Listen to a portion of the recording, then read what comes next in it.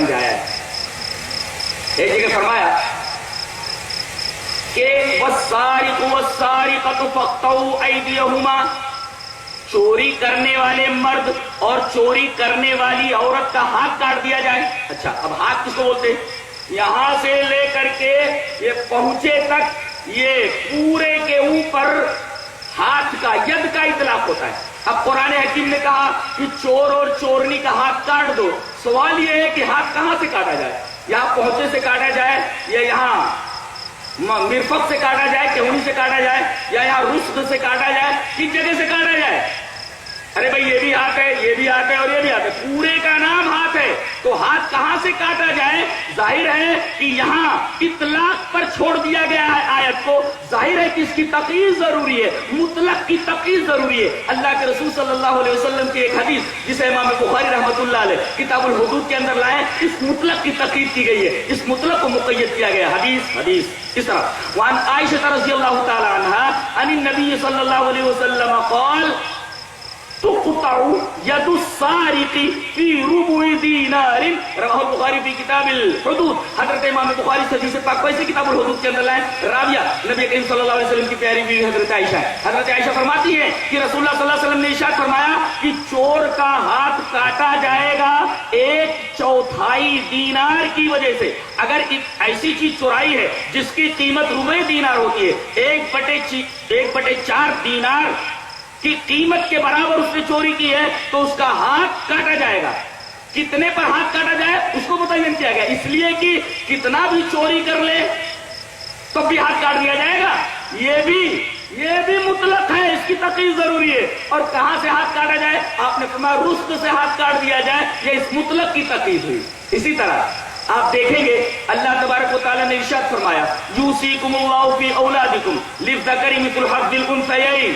اللہ وصیت کرتا ہے تمہاری اولاد کے بارے میں، چاہے بیٹی ہو یا بیٹا.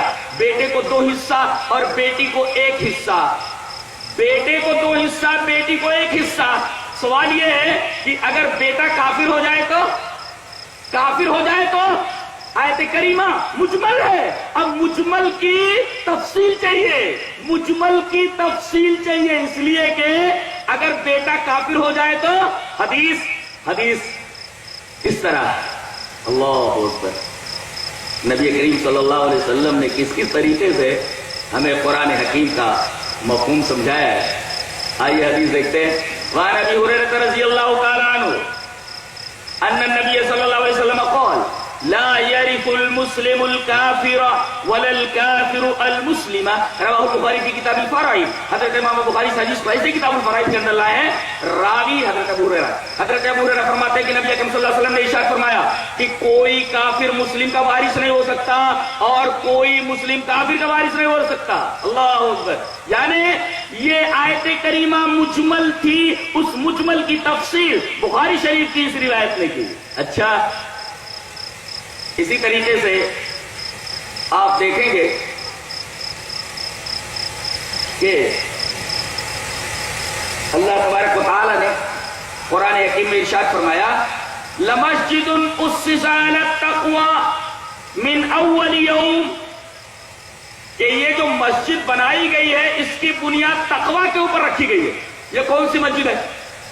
خود صحابہ کرام میں جھگڑا ہو گیا تھا. آئیے وہ حدیث دیکھتے جھگڑا کیسا ہوا. حدیث کی طرح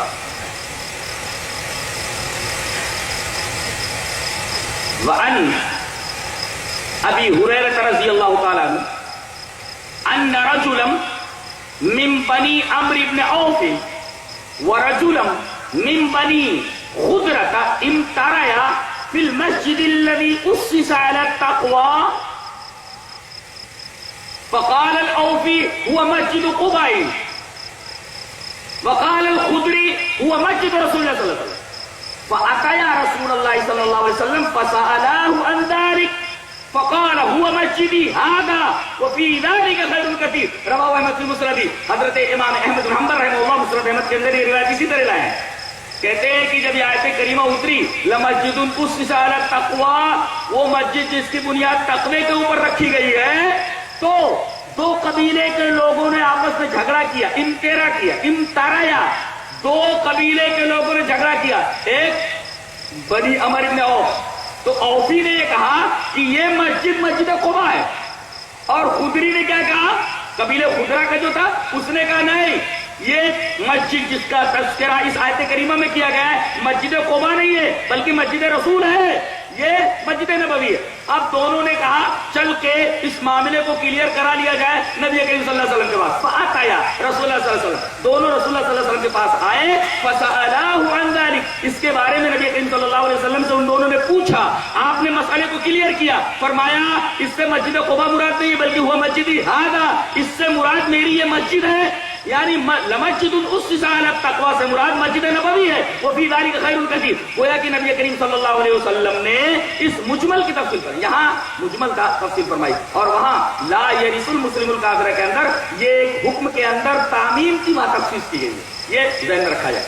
پہلے کے اندر مطلق بات تھی، اس کی تقیید کی گئی، اور یہاں معاملے کے اندر اجمال کا اس کی تفصیل کی گئی. اور جہاں لا یرث المسلم الکافر والا مطلب تھا وہاں عام بات تھی، اس کی تخصیص کی گئی. اور اسی طریقے سے ایک بات اور بھی ذہن میں رکھ لیں کہ نبی اکرم صلی اللہ علیہ وسلم کے زمانے میں ایک اور مسئلہ اسی طریقے سے درپیش ہوا کہ اللہ نے فرمایا اقم الصلاة لدلوق الشمس الى غسق الليل وقرآن الفجر ان قرآن الفجر كان مشہودا.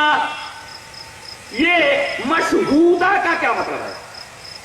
بھائی قرآن فجر کے اندر پڑھو، اور اسی طریقے سے ان قرآن الفجر، فجر کا پڑھنا مشہود ہے. آیت کریمہ کا مطلب واضح نہیں ہو رہا ہے. نبی کریم صلی اللہ علیہ وسلم نے اس ابہام کی تعین فرمائی، اس لیے کہ مشہودہ مبہم ہے اور ابہام تعین کو چاہتا ہے. تو نبی اکرم صلی اللہ علیہ وسلم کی ایک حدیث کے اندر اس ابہام کی تعین فرمائی گئی. حدیث کس طرح؟ وعن ابی ہریرہ رضی اللہ تعالی عنہ عن النبی صلی اللہ علیہ وسلم فضل صلاة الجميع على صلاة الواحد 25 درجة وتجتمع ملائكة الليل وملائكة النهار في صلاة الصبح. يقول أبو هريرة اقرأوا ما شئتم وقرآن الفجر إن قرآن الفجر كان مشهودا. رواه البخاري في كتاب تفسير القرآن. حضرت امام بخاری حدیث پاک ایسے کتاب تفسیر کے اندر لائے ہیں کہ مشہودہ کا کیا مطلب ہے. ان قرآن الفجر کان مشہودا، نبی کریم صلی اللہ علیہ وسلم نے اس کی تفسیر فرمائی، اس ابہام کی تعین فرمائی. کیسے کہ جماعت کی نماز اکیلے نماز کے اوپر 25 درجہ فضیلت رکھتی ہے، یا 25 درجہ ہے ایک جگہ 27 درجہ. آئیے وہ حدیث بھی دیکھ لیتے ہیں. حدیث کس طرح؟ وعن عبداللہ ابن عمر رضی اللہ تعالی عنہما ان رسول اللہ صلی اللہ علیہ وسلم قال صلاة الجماعت تفضل صلاة الفرد ب27 درجة. رواه البخاری فی کتاب الاذان. حضرت عبداللہ ابن عمر فرماتے ہیں کہ نبی اکرم صلی اللہ علیہ وسلم نے ارشاد فرمایا کہ جماعت کی نماز تنہا نماز پڑھنے پر 27 گنا فضیلت رکھتی ہے. یہ حدیث بتا رہی ہے کہ 25 گنا فضیلت. آگے فرمایا گیا کہ اس وقت فجر کی نماز میں، فجر کی نماز ایسی ہے کہ رات کے فرشتے اور دن کے فرشتے دونوں جمع ہوتے ہیں، دونوں کی ڈیوٹی بدلتی ہے. رات کے فرشتے چلے جاتے ہیں، صبح کے اندر وہ دن کے فرشتے آ جاتے ہیں. اس طرح مشہود کا مطلب ہوتا ہے حاضر. یہاں رات کے فرشتے اور دن کے فرشتے دونوں فجر کی نماز کے وقت حاضر ہوتے ہیں، ڈیوٹیاں چینج ہوتی ہیں. نبی کریم صلی اللہ علیہ وسلم نے مشہود کے اندر جو ابہام تھا اس ابہام کو رفع فرمایا. میں کہتا ہوں اگر نبی کی یہ حدیث نہ ہوتی تو مشہودن کے اندر جو ابہام تھا اس ابہام کو رفع نہیں کیا جا سکتا تھا، اس ابہام کی تعین نہیں ہو سکتی تھی. تو کبھی حدیث آتی ہے کسی مطلق کی تقیید کے لیے، کبھی حدیث آتی ہے کسی مجمل کی تفصیل کے لیے، کبھی حدیث آتی ہے کسی تعمیم کی تخصیص کے لیے، کبھی حدیث آتی ہے کسی ابہام کی تعین کے لیے. اور مثالیں میں نے آپ کے سامنے دے دی اور آپ کو معلوم ہو گیا کہ اگر حدیث نہ ہو تو بات بالکل سمجھ میں نہیں آتی. وراثت کا مسئلہ کتنا ہے، اگر حدیث نہ ہو تو وراثت کا مسئلہ سمجھ میں نہیں آتا. مثلا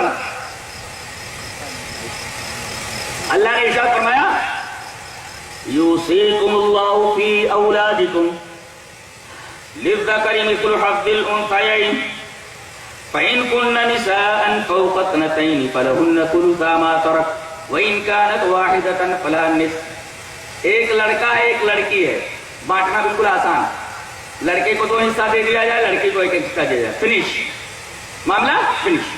اب اگر لڑکے نہ ہو خالی ایک لڑکی ہو تو وہ انکارت واحدتن فلن، ترکے کا آدھا حصہ دے دیا جائے۔ سوال یہ ہے کہ اگر ترکہ 10 لاکھ تھا، لڑکا نہیں ہے، صرف ایک لڑکی ہے، اب اللہ فرما رہے ایک لڑکی ہو تو آدھا دیا جائے، ترکہ ہے 10 لاکھ کا، 5 لاکھ لڑکی کو دے دیا گیا۔ سوال یہ کہ 5 لاکھ کس کو دیا جائے؟